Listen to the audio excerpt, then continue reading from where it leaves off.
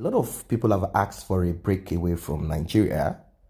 Some asked that they should allow them to manage their own resources.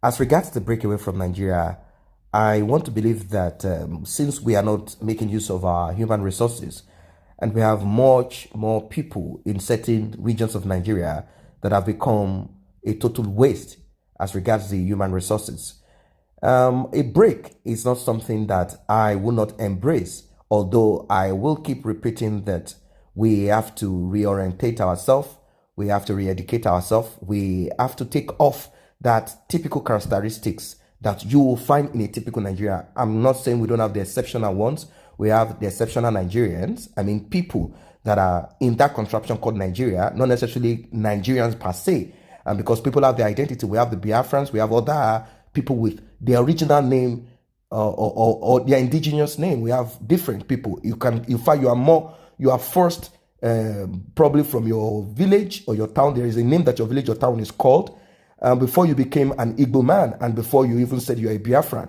and before you call yourself any other name, you were first a member of your family, and that is how it starts. So when people talk about the breakaway, I think it's a move to progress. In fact, it's one of the best moves to progress.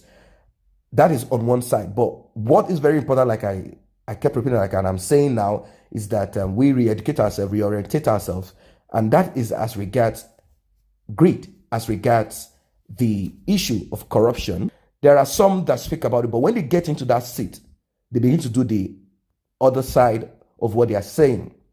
They begin to oppress, they begin to be a tyrant, they begin to steal. Now, the other part of the discussion is the idea of controlling resources, regions controlling their resources. I do not think that is leadership per se. I don't think that should be put on the forefront. You know why? I'll tell you. That is because based on the allocation system, based on the resource allocation system, 50% goes to the federal government, 30 goes to the state government, and the rest go to the local government. That's how it's done. Based on the allocation system, there's a percentage that goes to the state government. The question we should begin to ask ourselves is this: if it's about resources, why is it that your state government, your local government has not been able to judiciously make use, productively make use of that resources? I believe that the person that cannot handle 20%, 10%, 30% of resource allocation will not even undo 110% allocation, because there is a practice, there is a culture of impunity, corruption, greed, lack of empathy. They intentionally destroy so as to make sure that things do not work. And what is not working? That palliative get to you, social assistance get to you, scholarship gets to you, free education gets to you, free medical services get to you. They know how to get all of this for themselves and their children. You think they are stupid? Why is it that they send their kids to the best private schools abroad? They are not fools. If they are fools, their children will not be in the best schools. Their children will be on the streets. Then you say, okay, these people don't have sense. They have the sense for themselves. Anyway, let's get down to why I am saying this. 3 things Buhari must do to shut Nnamdi Kanus' mouth. The controversial debate on the reality of the identity of the person that is occupying the presidential seat of Nigeria has become a subject of debate, especially amongst the members of the indigenous people of Biafra, led by Nnamdi Kanu. I oftentimes call IPOB or Biafra a secessionist group, but people say don't call them a secessionist. I think they do not understand what it means to secede. Secessionist group means a group that wants to cut off. A group that wants to cut off. That's what secessionist means. He is the leader of the secessionist group, and in his broadcast, he had shown different pictures, which according to him is not the real Muhammadu Buhari, Major General Muhammadu Buhari retired, who Nigerians voted in 2015 presidential election. He said Buhari is long gone, dead. And the person there is Jubril al-Sudani, an impostor. In fact, it said that there is now a kind of mask that is used with a hole in the neck. President Muhammadu Buhari has taken time to prove himself as Buhari. He has even said this. That's to let you know that he heard this and he said, they say I'm a clone. I'm not a clone. He has said this in the hope that he might shut down Nnamdi Kanu's constant claim on his real identity. Now, according to different opinions out there, a lot of IPOB members have expressed their opinion, and I'm going to go through 3 of this.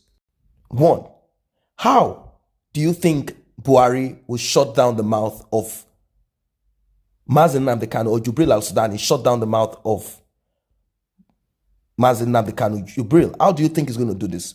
1, a live address. The president should come out and address everybody in a public gathering, or even in the presence of many journalists and pressmen. I believe that Nnamdi Kanu will be proven false on his claim, but since the pandemic of the disease in Nigeria, it seems like the president is shying away from his followers. This has given Nnamdi Kanu more energy to maintain his claim, because Buhari does not want to accept questions. I believe that government, president, prime ministers of different countries, after addressing the people, they are taking questions. But he is not taking questions. Somehow they just come up with a studio somewhere and he speaks. This is not the way things are done at all. 2, change of attire. The president should once change his attire. He should change his attire. That is it. It seems he has been putting on the same attire since 2015, according to Nnamdi Kanu. And Nnamdi Kanu wants him to remove his cap. It's as simple as APC. He should remove his cap. Donald Trump of America changes his attire, and they said that Buhari does not change his attire. I think most of the time he's seen wearing white. Probably that is his own pattern or fashion, or blue, and he's always putting on his cap. Since the pandemic came up, they said that he has not changed his clothes. Change of attire. That is 1. 3, Nnamdi Kanu should be visited. Now, this may seem impossible, but a visit or lunch with Nnamdi Kanu will definitely yield a positive result. I mean, when someone is clamoring for a break and there are complaints and you are a president and you think that the person is not asking for the right thing, or you think you have a better idea, I expect that he could have invited him. It could be a closed-door meeting. It could be the one that will be broadcasted, which I don't think it should even be a closed-door meeting. There's nothing secret to discuss. I have a closed-door meeting with him, or a open-door meeting with him to discuss about the complaints, concerns. And with this, maybe you might be able to tell him, okay, what do you think is the solution to this and that? Okay, we want a break. Okay, aside the break, what do you think? Okay, we want this representation here. We want a decentralized government. We want a confederation. We want this, we want that, stuff like that. Then you discuss this. Now, with this, the constant claim of the leader of IPOB member will be made known to the people, because at the end of the day, he will not deny that he sat with Major General Muhammadu Buhari alive, or Jubril al-Sudani, the impostor. Now, these are opinions voiced out by certain people out there. Do you agree? They said if Major General Muhammadu Buhari retired dead or alive, or Jubril al-Sudani, the impostor, can do any of this, they said this will